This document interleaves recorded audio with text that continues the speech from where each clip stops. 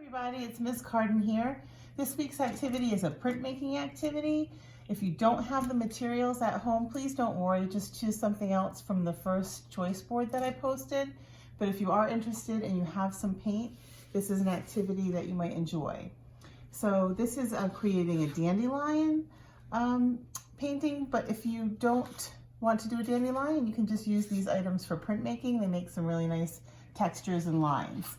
So here are a few samples, and I wanted to just explain to you quickly the materials you'll need and the process for doing this. So what you'll need is a pair of scissors and a paper towel roll or a toilet paper roll, colored paper, or you can even use a recycled bag if you'd like to. You'll need white paint. I didn't even really have white paint. I have this kind of a creamy color that I'm using, and Q-tips. So the process, and a brush if you have it, and I used this lid also to make some prints.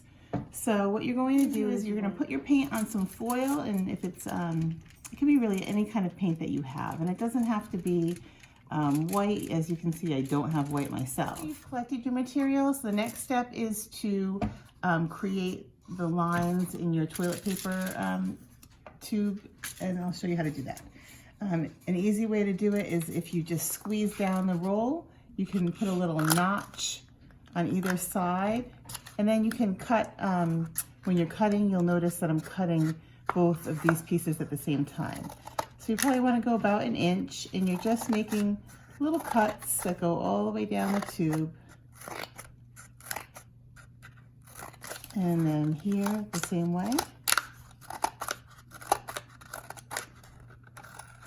Fingers there. And then what you want to do is just kind of fluff it out. You can dab it gently in the paint. And then on your colored paper or your recycled bag, you're just going to kind of push down and lift up.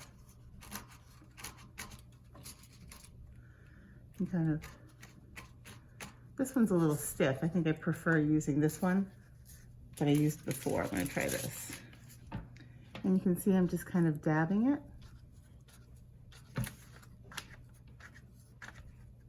A little more paint on this one.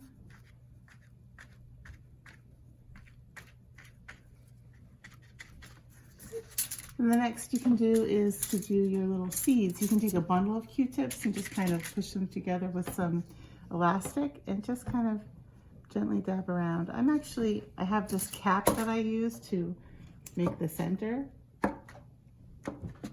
And then I can just use this to kind of create that feeling of when you look at those dandelions in the sunlight and you get that kind of a,